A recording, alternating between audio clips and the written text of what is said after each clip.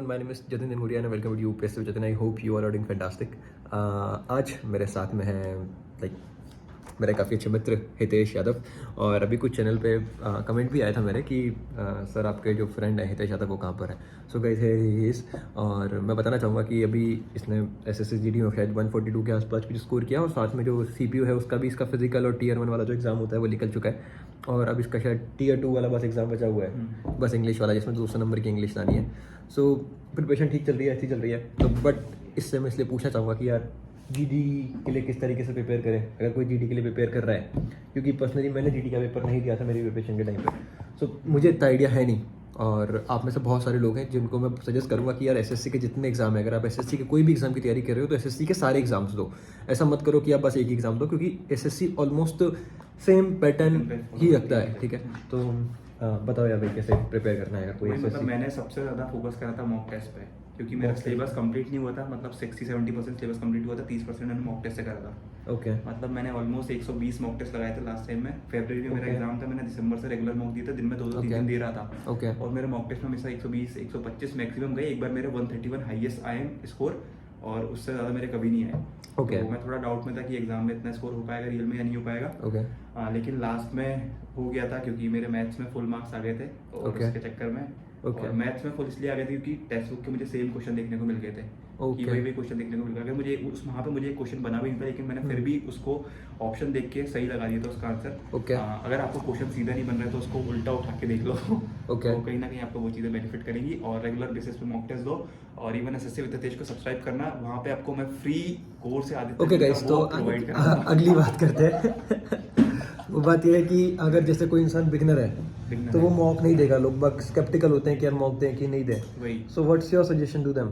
तो सबसे पहले जो तुम्हारा स्ट्रॉन्ग पॉइंट है, या फिर 4 सेक्शन आते हैं उसमें. ठीक है, पहला आता है रीजनिंग, मैथ्स और इंग्लिश हिंदी ऑप्शनल रहता है और जीके रहता है. तो सबसे ज्यादा लोग रीजनिंग में स्कोर करते हैं. तो वो वाला अपना सेक्शन को इतना ज़्यादा स्ट्रॉन्ग कर लो कि वहाँ पे तुम्हारे एक भी नंबर नहीं कटने चाहिए. उसके बाद इसी रूटीन में मतलब उसके बाद जो भी आपका सेकंड स्ट्रॉन्गेस्ट वो होगा सब्जेक्ट, तो उस पर फोकस करना. और मैथ्स में भी मतलब GD की कंपेरेटिवली इजी आती है मैथ्स. तो वहाँ पे ये है कि 1 लाइन में क्वेश्चन खत्म हो जाते हैं, तो उस पर ज़्यादा फोकस करना. और मॉक टेस्ट देना तो बहुत ज़्यादा जरूरी है. बिना मॉक टेस्ट के आपके नंबर नहीं आने वाले हैं. और GK के लिए फॉलो करना सिर्फ जो नवीन सर है उनकी 1-2 क्लासेस देख लेना, 2-2 घंटे वाली. अगर 5 क्लासेस भी देखते हो जो उन्होंने पर्टिकुलरली GD के लिए बनाई है, तो उससे डायरेक्ट पेपर मिल जाएगा आपको. तो मतलब बस 5 क्लासेस करके GD का GS का काम हो जाता है. मेरे 22.5 नंबर आए थे सेम वही क्लासेस को देख के. और मैंने उनकी बुक फॉलो की थी, उसमें मैंने सिर्फ सेंसस पढ़ा था और कहीं से नहीं पढ़ा था. वो 2 पेज में मुझे सेंसस के 2 क्वेश्चन मेरे एग्जाम में डायरेक्टली देखने को मिल गए थे. मैं सुबह पढ़ के गया था 7 बजे और 12 बजे मेरा एग्जाम था और वहाँ पे मुझे सेम क्वेश्चन देखने को मिले. और अच्छा, मुझे GD के बारे में एक और चीज़ मुझे पूछनी है कि क्या GD के पेपर में जो क्वेश्चंस होते हैं वो काफ़ी ज़्यादा रिपीटेटिव होते हैं? अगर लेट से कोई इंसान है उसने मैथ्स अगर उसे करना है स्ट्रॉन्ग, तो अगर वो GD के लेट से अगर वो 10 साल के पुराने सारे वो या फिर जो TCS के पैटर्न वाले सारे कर ले, बस GD के. बिल्कुल GD. मैं CHSL CGL के नहीं करने का बोल रहा हूँ. GD भाई सेम वही क्वेश्चन आते हैं. तो वही मैथ्स बस वैल्यू लगा जाती है, बाकी क्वेश्चन का लेवल सेम रहेगा. इतना तो कुछ नहीं. एक आध 2 क्वेश्चन टफ आते हैं, उसे घुमाने के लिए रहते हैं. वो 1-2 क्वेश्चन तुम्हें मिलेंगे, बाकी बहुत इजी है. ओके, ठीक है. तो ये सब चीज़ें कर सकते हैं. हाँ. चलो, इसके साथ साथ मुझे CPO के बारे में बताना कि how CPO preparation is different from GD preparation. CPO में बेसिकली लोग कहाँ गलती करते हैं वो है इंग्लिश, क्योंकि वहाँ पे इंग्लिश आती है 50 नंबर की आती है, तो वहाँ पे अच्छा खासा वेटेज है इंग्लिश का. और मैथ्स में भी देखो क्वेश्चन ज्यादा रहते हैं. तो मतलब मेरे हिसाब से CPO आसान है SSC-GD से. ये कैसे हो सकता है? ये इसलिए हो सकता है क्योंकि देखो उसमें आते हैं 200 क्वेश्चन. ओके. और यहाँ पे आते हैं 20-20 क्वेश्चन. ओके. GD में तो 20 में से तुम्हारे यहाँ पे 10 क्वेश्चन ही तुम बना पाते हो. बहुत सारे लोग, एवरेज बात कर रहा हूँ. मैथ्स में चलो मैथ्स की बात करते हैं. ओके. 20 क्वेश्चन रहते हैं, उसमें से लोगों को 10 या 12 मैक्सिमम एवरेज जो रहता है वो उतने ही बना पाते हैं. लेकिन CPO में होता है ये आपके पास 50 क्वेश्चन रहते हैं, वहाँ पे आपके पास 30 या 25 अर्थमेटिक के आते हैं, 25-30 एडवांस के आते हैं. ओके. तो उसमें से कोई भी 30-35 क्वेश्चन आराम से बना लेता है. वहाँ पे एवरेज इतना ही रहता है, क्योंकि क्वेश्चन बहुत इजी रहता है. सो बेसिकली यू मीन कि पेपर सिंपल नहीं है, जितने नंबर मतलब ये कि ज्यादा रहेंगे, कंपटीशन कम है. कंपटीशन भी कम कह सकते हैं CPO में. हाँ. पेपर तो मेरे हिसाब से CPO का टफ है यार. नहीं यार, GD से मेरे हिसाब से दोनों का लेवल सेम है. ओके, ठीक है. क्योंकि इसमें क्वेश्चन ज्यादा आते हैं डिफरेंट पर्सपेक्टिव. और नहीं, अब जैसे रीजनिंग के GD में आते हैं 20 क्वेश्चन, लोग 20 में से 20 कर जाते हैं. और वहीं तुम्हें CPO में 50 के 50 क्वेश्चन सेम आ रहे हैं, सेम लेवल रहेगा, कुछ ज्यादा डिफरेंस नहीं है. लेकिन वहाँ पे तो 48 क्वेश्चन कर देंगे, तुम्हारे पास 48 मार्क्स वो बन चुके हैं. ओके. और CPO की कट ऑफ भी कम इसलिए जाती है क्योंकि वहाँ पे इंग्लिश भी रहती है, तो इसके चक्कर में लोगों की कट ऑफ वहाँ पे कम जाती है. और इंग्लिश में आपने 20-25 क्वेश्चन सही कर दिया, रीजनिंग में आपने 40+ कर दिया, मैथ्स में आपने 30 कर दिया और GK में आपके 10-15 क्वेश्चन सही हो रहे, तो आप इजीली Tier 1 का कट ऑफ क्वालिफाई कर जाओगे CPO में. पर ये अगर इंग्लिश की इतनी बात हो रही है तो मैं ये भी जानना चाहूँगा कि यार इंग्लिश किस तरीके से प्रिपेयर करें.